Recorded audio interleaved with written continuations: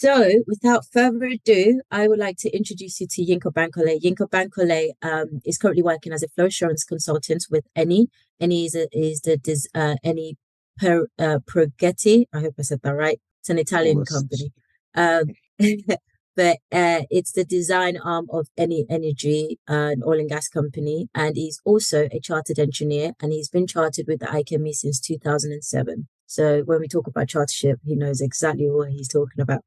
He was recently a recipient of the highly commended Men as Allies Award with the Women Engineering Society, having the highest number of nominations. He has been mentoring many junior engineers and engineering graduates for the majority of his 20 years career span in the industry. Not only in getting chartered, but also in career progression from graduating to gainfully getting employment in the industry all the way through to chartership. I'm a testament of that.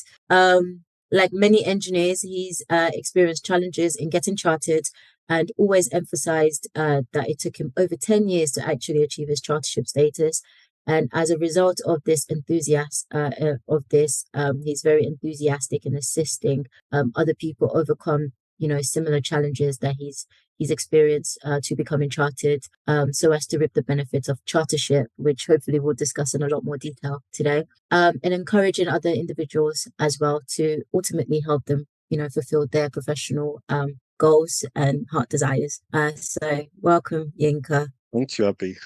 I'm not sure what more I need to say in my keynote address after that introduction, because it's really pretty much summed up my whole thing. But what I'll try to do is first say a big thank you to everybody here, both panels and people who are attending, because I know it takes a lot to actually get the time to do these kind of things. Everyone's so busy. Panelists are busy, even those who are trying to get their chartership are busy, which is one of the reasons why this workshop's so useful, because it allows us to focus on this matter and for a period of time and then move on to doing other things. From Abby's keynote address for what she said about me, I'm just going to pinpoint some useful dates. She did point out that it took me 10 years to become chartered. It all sounds so rosy now, 20 years later, but to be honest, at the time when I graduated, I was only 2 years into a approved company training scheme for IChemE before I was made redundant. And after that, I actually left the industry for a while, for 3 years into IT, full-blown computer programmer. Then I was able to get an opportunity that united both skill sets, IT and chemical engineering. And that's when I really started my chartership journey in full force, because from there, I joined a company in Aberdeen that had kind of like a small company that gave you tailored skill developments to get you towards your chartership. They really did encourage their people, because they're a consultancy and it's in their interest to make their people get chartered. So they encourage people to really plan what they need to do to get their chartership. And that's one of the things we're going to highlight in this workshop as well, to focus your minds on the wholes, because the first step is to really get to grips with what you're doing, what you need to do, and then plan it and optimize your time to get there as quickly as possible so you can move on to better things. Okay. Then after joining the company, even took me time to get chartership after that because they changed the formats. So just as I was about to submit, the format was so yeah, I had to start again. But then it was ready. I already had a report to go by, so it was a bit easier. And then I finally became chartered 10 years after graduation. Once chartered, I was unleashed onto being able to do all the things I wanted to do. Mainly, it was to do a lot of volunteering work to help others. And I always emphasize I'm here to help others achieve what I achieve, because I know what the obstacles are, some of them.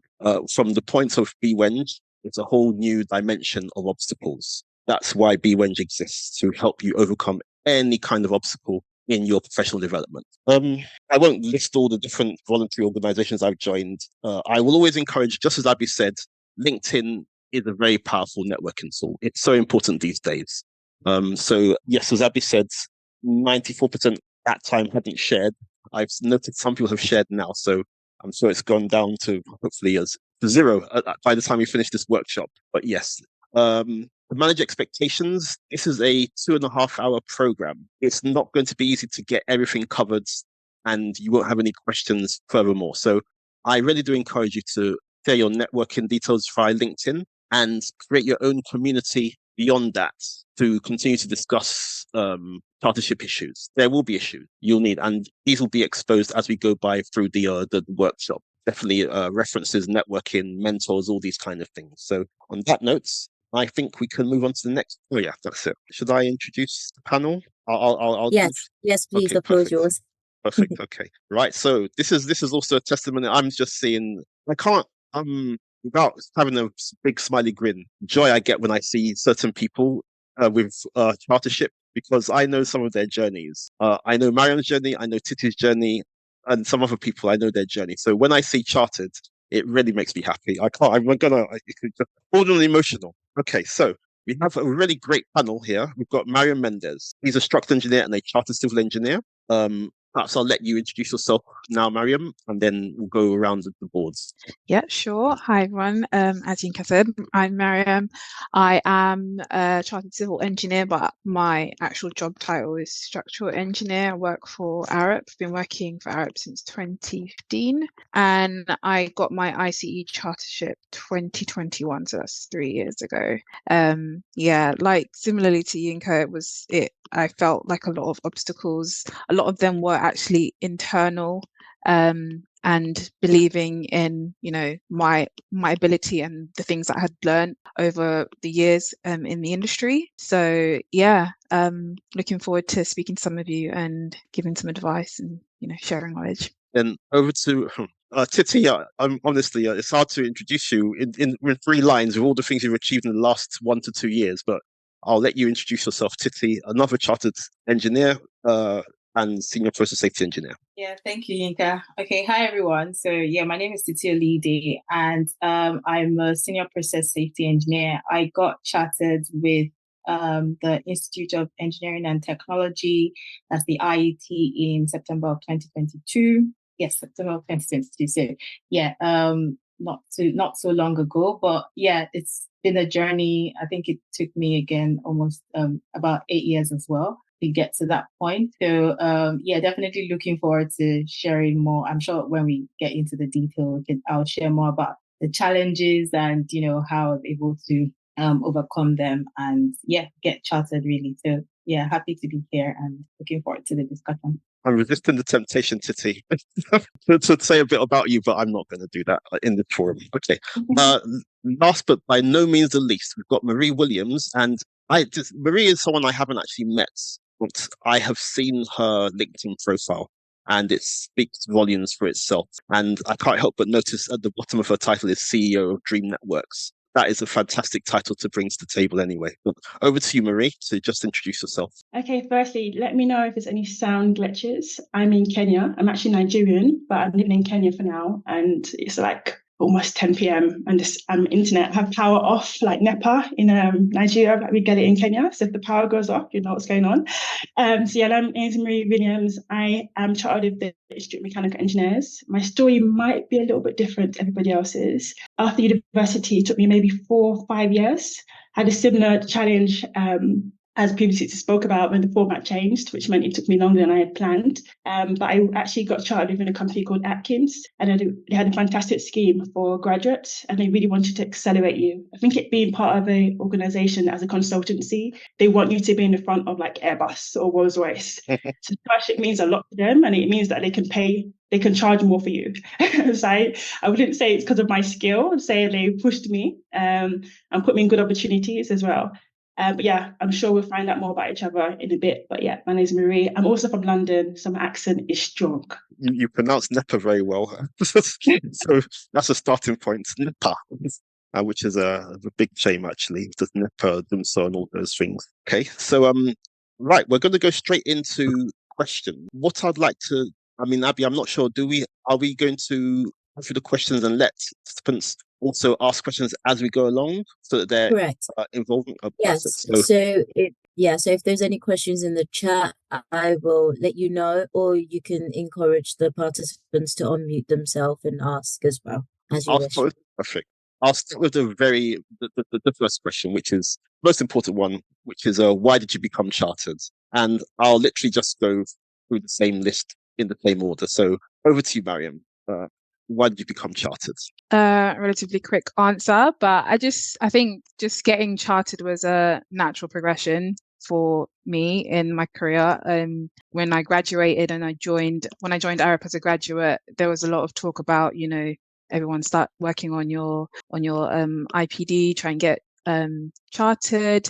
And so yeah, I didn't really even think about it. It was just something that I knew was the next step after, becoming an engineer. But then also I knew that I wanted to be chartered so that I could have that accreditation to demonstrate my competence and, be able to sit down at a meeting, join meetings, and people know, okay, she's chartered, she knows what she's talking about.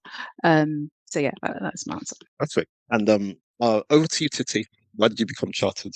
So for me, I first heard of Chartership in uni actually, because I had my undergraduate degree in Nigeria, then I moved to the UK for my master's degree. So I actually had someone from IChemE, because I studied chemical engineering, and you had someone from IChemE come in to sort of talk about, being a student member. From there, you become a graduate member, and then you get chartered through them. So I think that was my first sort of real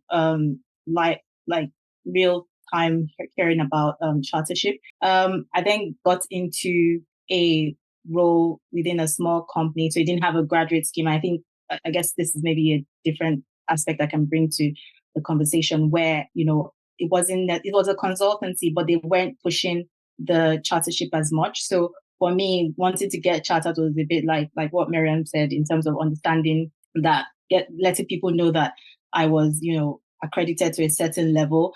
But for me, it was also a kind of like personal fulfillment type thing, where, I could then say, okay, for me, it was like a certificate to show that I had worked to a certain degree. So yeah, for me, that was why I wanted to become chartered. But yeah, we'll probably get into this a bit later, but it's not always easy if there's no sort of like scheme whereby you're being guided through and given the right opportunity. Sometimes it has to be self-motivated, and that was quite a huge portion of my journey. But yeah. Perfect. Thank you, Titi.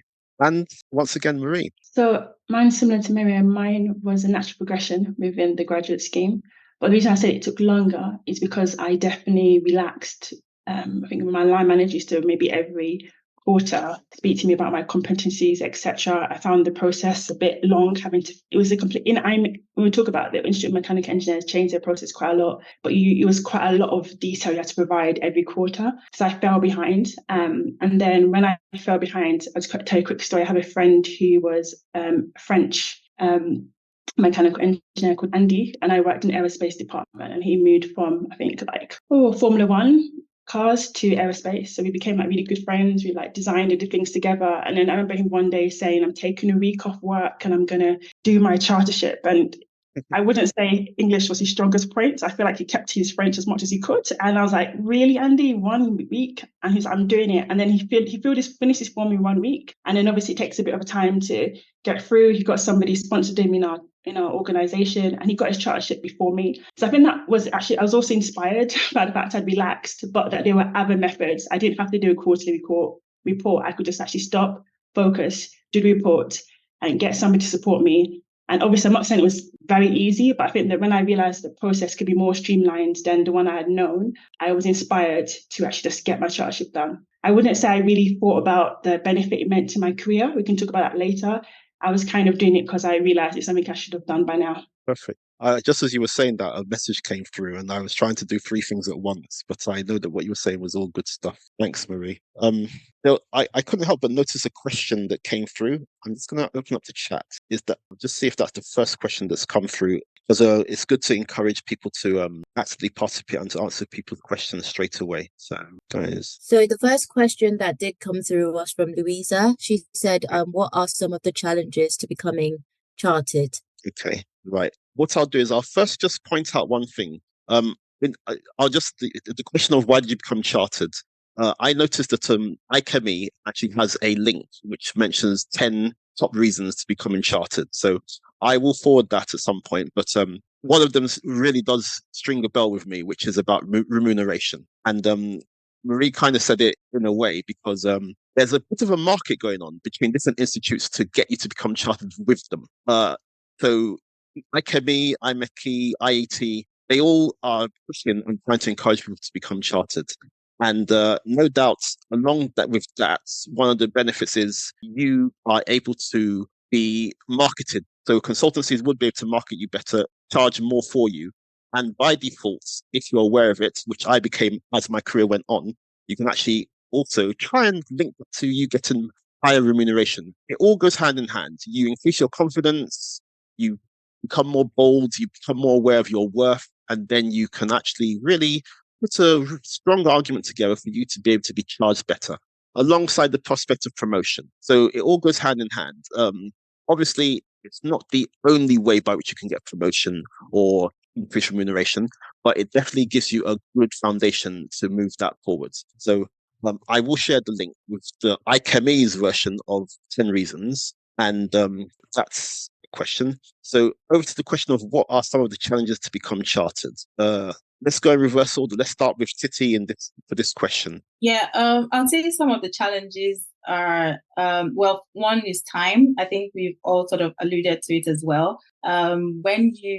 For me personally anyway, I found that, starting a graduate job, my first job was sort of like, trying to get into up to speed with, becoming an employee from being a student, right? And trying to get in as much experience as I could was very important to me. And then even as I continued to progress my career, and even when I had clarity on which institution with which I wanted to get chartered and all of that, I found that you just given more responsibilities, and you literally have to take time off work or schedule the time out to do it. So I think that's one of the challenges to becoming chartered, but you just have to do it because especially again if it's like there's not necessarily any deadline to it, so you have to sort of self-impose some deadlines to it for yourself to be able to get chartered. So I would definitely say balancing that with the demand of work was quite challenging for me. So that's one I would identify. Then to you, Marie, what would you say were the challenges? I know you mentioned internal challenges. You use the phrase internal challenges. I think one of them would be, I remember when I was going to have my interview for when I'm a key instrument mechanical engineers, you have to have an interview at that stage. I'm pretty sure it's the same. So basically, it's a bit like a Viva, using a bad language, but like in academic world, you might have to defend your work. And I remember the person who had been supporting me, I was really nervous, like nervous to my belly. And I just was like, I don't think I can do it. And I realized at that stage, or maybe I'm just reflecting now, that's maybe one of the limited times in my life I've had what you call imposter syndrome. Like I didn't think I was supposed to be there. And I think that is maybe a challenge that I didn't recognize, that maybe part of the reason I wasn't motivated is because I hadn't realized that I had achieved the status of being chartered earlier than I thought I had. I think often people wait quite a long time. They say it's challenges of time, etc. But there's also a concern that maybe you won't be able to succeed. But by the time you fill out that pretty long form and you've shown that you've been able to understand the competencies, what you're writing to them is a story of how you achieve it. So I remember when he said to me when I had my interview, just be yourself and they want to hear from you. And for me, that was definitely the experience. So yeah, for me, it would just be actually internally recognizing that sometimes you're putting things off not because you can't achieve it or not because you haven't got time, but because you don't think you're supposed to be there. That's and I don't know, I got chartered just to help people realize it was quite early. It wasn't that early, actually. I think I was 25 when I got chartered. So I got chartered, I think like 4 years out of uni, but that's because I had had done placements and I'd volunteered for a lot of my time, and a lot of my work had been engineering-based volunteering. That's why I'm trying to give you an understanding of why I felt like I wasn't really supposed to be there. I felt quite young. Not saying I was that young, but I felt quite young at that stage being chartered. It's a very interesting bit of advice there, actually. It falls back to what I experienced about, even though I was out of chemical engineering for a while, I felt I couldn't depend on that and put that forward in my chartership report. As time went by, I realized that there are lots of relevant soft skills, team working skills that I had actually picked up, project management skills. So yeah, that's a very good point. How about you, Maryam? What would you say were the challenges? I think another thing, I resonated a lot with the answers given. I think another thing is just like being a bit passive. I feel like a lot when I realized that I could actually, advocate for myself, getting the certain experience that I needed to tick off certain things and go to my manager and say, can I do that? Because I need that so that I can tick off this. When I realized that I could actually do that, it really sped things up. So I think, not sometimes when you're stuck in a project that can be a bit too narrow and it's not allowing you to tick off certain objectives, then that can be a bit of a challenge. But just go out there, just find different whether it's a side project on the side or like something that you can like a task that you can help with from a different team or whatever it is, just so that you can tick off those other objectives. Yeah. That's a nice answer, because when you go for interviews and they ask you to tell them what your weaknesses are, and the trap in that question is you need to almost tell them your weaknesses and tell them how you're going to solve it. Yeah, exactly. So you did that in one go. You mentioned the challenges and how to overcome the challenges. So a question, but first, Louisa, you asked the question. Are you happy with the answers? Yeah, sorry, no, I don't know if you've seen my my chat below. Is that I'm loving this conversation because I was going to come to that, but we need to make sure you're satisfied. Yeah, I'm genuinely this is amazing. So thank you, Abby, for pushing me to come to this. I've felt for a while as if I'm on my own, and that's not because I don't have engineers that I work with or engineers that I know, but it is a particular challenge when you've got so much going on, plus all of the other stuff that's gone on. So I'm loving that there's all these three chartered engineers. I've heard a lot about you, Yinka, because I heard about you from the networking event that we had back in December. So I'm really feeling very infused, and I'm listening in to see what else I can pick up. I'm making notes as well, which is Louisa, are you one of those in the 40% who have started already? Yeah. Okay, so I've started. What started? You put yourself down as yes or no? I put myself down as a no, but I know that I've done. I've started my experience report because I'm going through the ICE. I've attended ICE events. So I put myself down as no because I haven't actually put the application in, but I am working towards it is probably the best way that I would describe that. But yeah. This is definitely going to get you a push. You'll be infused. Definitely. This will push you. Okay. Yeah, I already stalked Maryam on LinkedIn.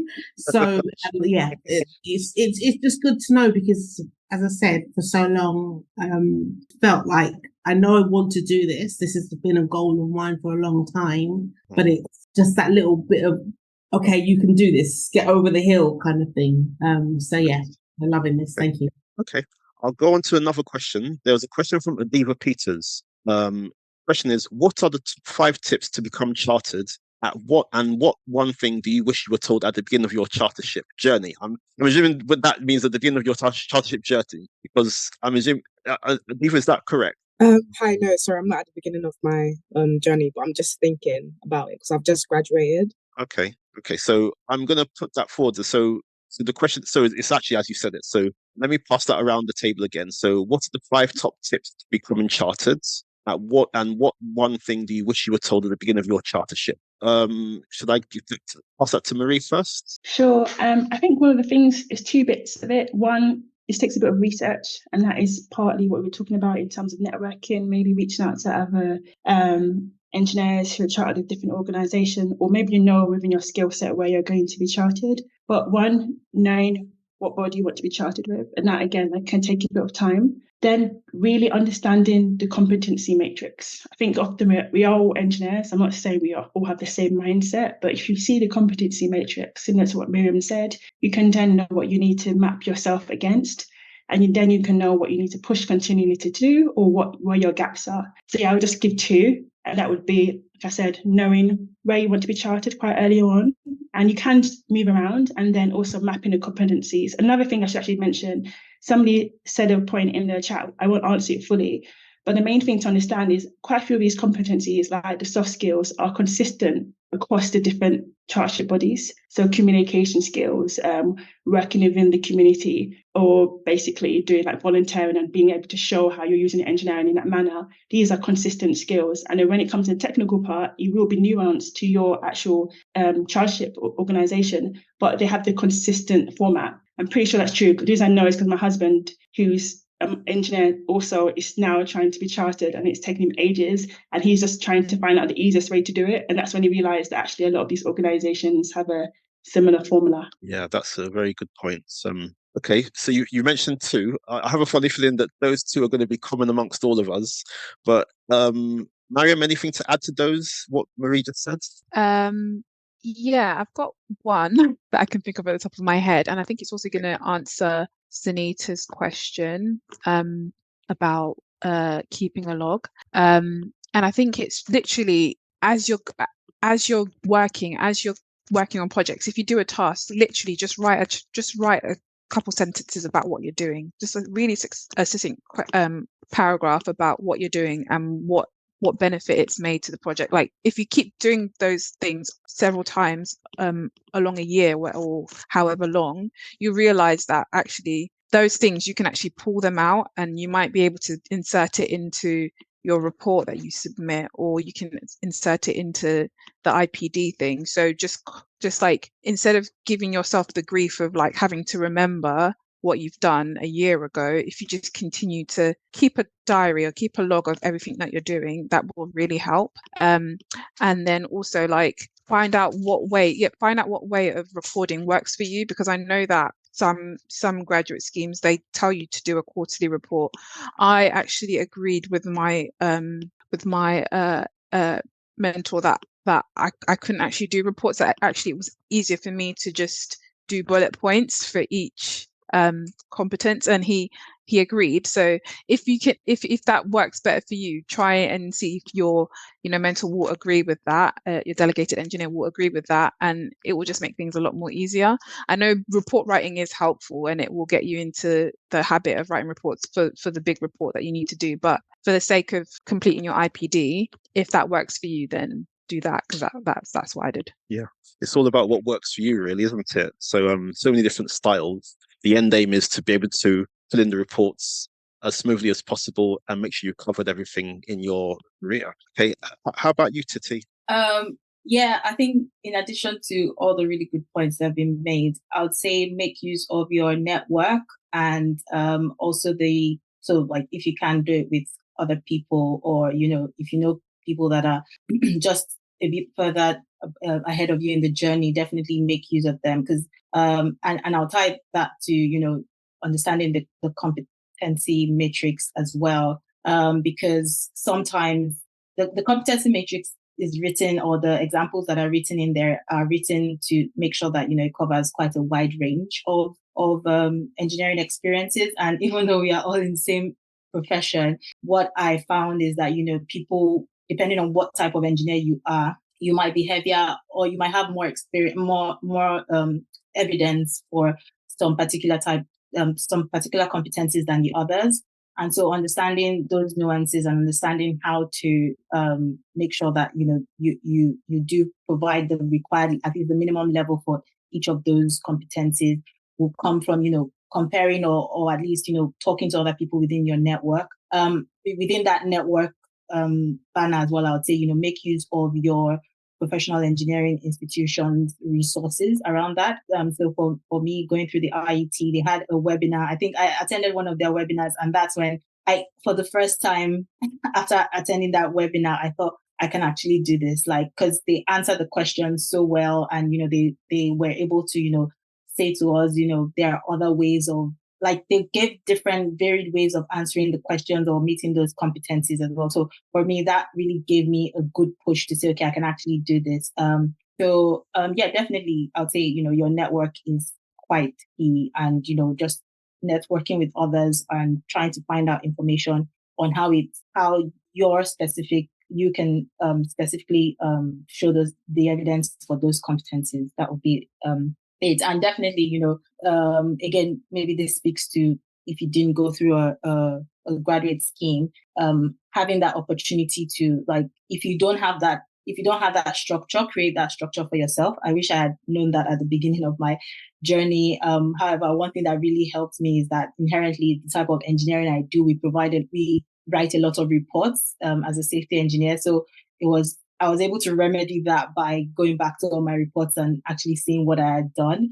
But I can just imagine if that was not the case, I might have been a bit headstrong out with that. So definitely writing things down, and this goes for like your recording and even taking the time out to work on the chartership. Like if you don't have that structure within your company, create that structure for yourself somehow, or create a network around you that can help you with that structure. Okay, that's fine. I'm going to add something to what the panel said, purely because someone also asked a question that just came through. What to do if your company is not willing to champion your chartership? I'm going to tie that in with this whole concept of networking, because first I'm going to say, well, once again, it's off to IMechE, because it is a forum for networking. IMechE has brought it together. So please always, I would say one is to network, especially if your company is not willing to champion your chartership. There are people outside your company that will also help you. IMechE is one, and literally networking to meet other people. So definitely, Alunga, who asked the question, I would encourage you to be even more of a networker. If your company is not championing your chartership, network to more people. Spot 2 will be in your institutes. We'll get around to that later, but definitely that's worth doing. And also, I know it was mentioned, the whole point of competence and planning your competence. One thing that I would also point out is having a reference or mentor. Most times this happens by default by being your manager or someone else in your company, but can't emphasize how important it is to have a mentor. I had a mentor who helped me. Everyone needs a mentor. Everyone needs a helping hand, even if it's just to guide you from that higher level of being there, done it. So I would definitely recommend, if you don't have a mentor from prior to this event, please reach out to people here to even ask them to be your mentor for your IChemE, not IChemE, that's me, for your institute journey. Okay, yeah, the mentor is very important. Okay. One point to make, if that helps, because it might help.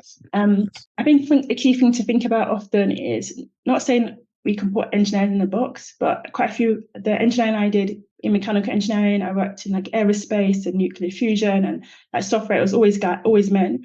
And what I always found interesting, obviously, is the dynamic in terms of communications. I'm going to use this, and honestly, I'm going to go into detail into like the nitty gritty.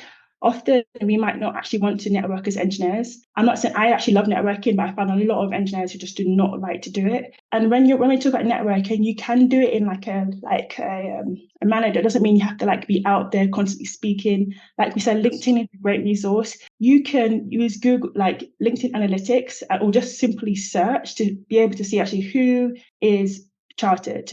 I'm going to look at these different names. I'm going to pay for LinkedIn Premium. I'm not going to be embarrassed that they might see me looking at their names. And then I'm going to write like a standard template of a message that I'll send to them, or and personalize it a little bit at the beginning or at the bottom that shows that I looked at their like profile.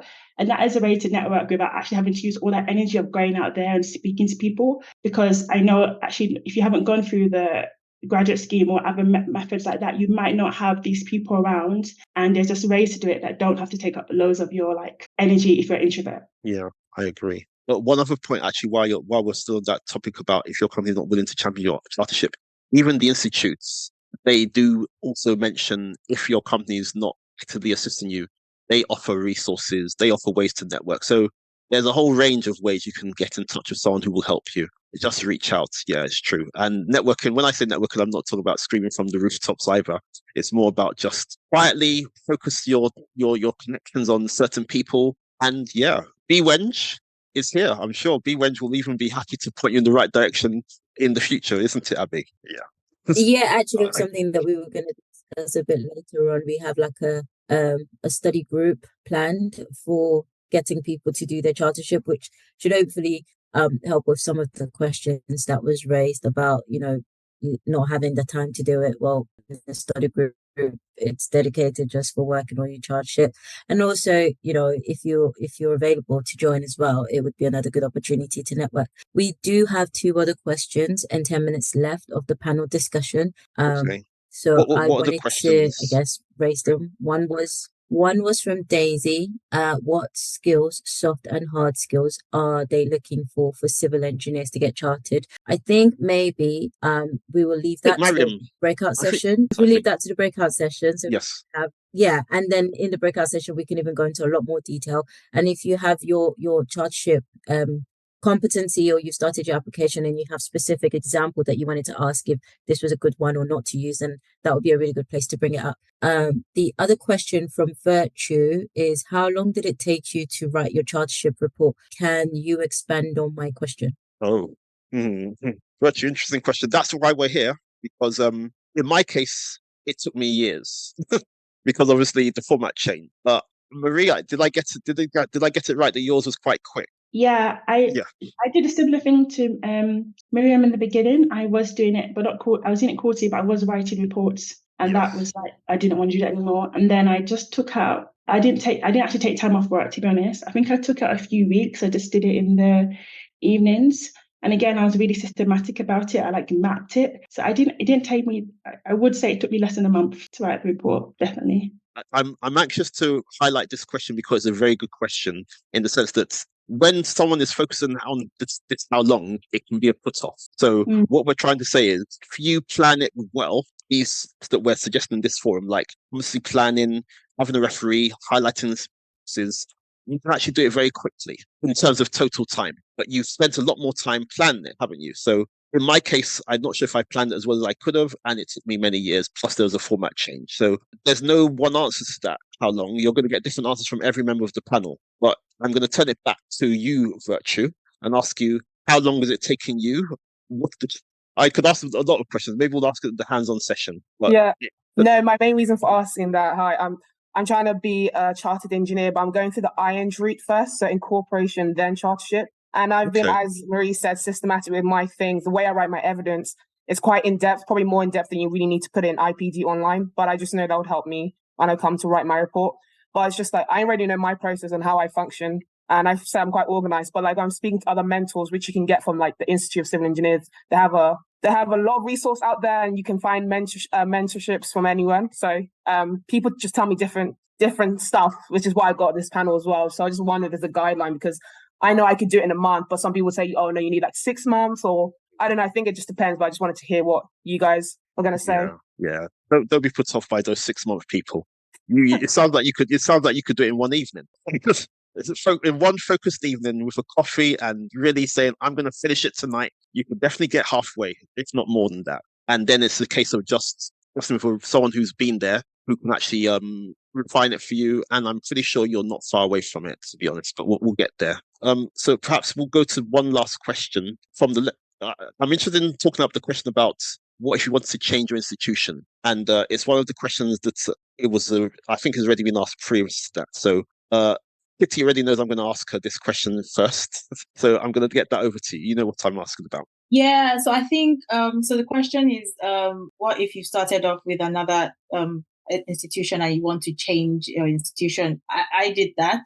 So I studied chemical engineering. First job I had was in oil and gas, so it was a bit related to chemical engineering. Then I moved into rail, and then rail, which is not really chemical engineering, but it's safety. I was doing safety engineering there. So I started off with IChemE, but then I realized that it wasn't I couldn't tick the boxes within IChemE, and it was basically too restrictive for what I was doing. So I was thinking about it too restrictively. So I'll definitely say there are, I think, about 39. So for anybody that doesn't know how it works, but there are about 39 professional engineering institutions that all feed into the Engineering Council, who is actually the body that that grants the chartership or the professional registration, right? So I'll say, rather than thinking about it from a what did I study route from my undergraduate or postgraduate degree route, I'll say which of the bodies or which of the institutions help you to or embody what your experience is in. And for me, it was the IET. So when I started looking at it, from a sort of broader perspective, I saw that my only opportunity or my only options were IChemE was not my only option. Basically, I could look into like the Institute of Engineering and Technology, or I could look into the Safety and Reliability Society as well. So I had a look through the different the three options, and I sort of made my decision to go through the IAT. So yeah, definitely you can change as you go along, but and as Maryam alluded to, as the Mary alluded to before, a few of those competencies to do with the leadership and the communication, the ethics, the sustainability are quite similar across the engineering institutions, especially because they all come from the Engineering Council as well. So you'll find out that, probably it's your A and B competencies that you have to give sort of specific, and the way they write it out will be the difference for that. But definitely, I'll say that's another tip I give to people, think a bit more widely about it. Don't be too restrictive and think, because I studied this particular, if you studied, civil engineering and then you're now working as a building services engineer, there's an institution for that as well. So you could look into that if you're potentially having issues with satisfying those competencies. So that would be my advice on that. Yeah, I've spotted two more questions that I'm going to quickly try and address. One comes from Sunita, which is to do with tips on how to keep a log. Sunita, have we answered your question already through talking about planning, competency planning, references, or do you want any more detail on that? Yes, thank you guys so much. Yeah, you've answered the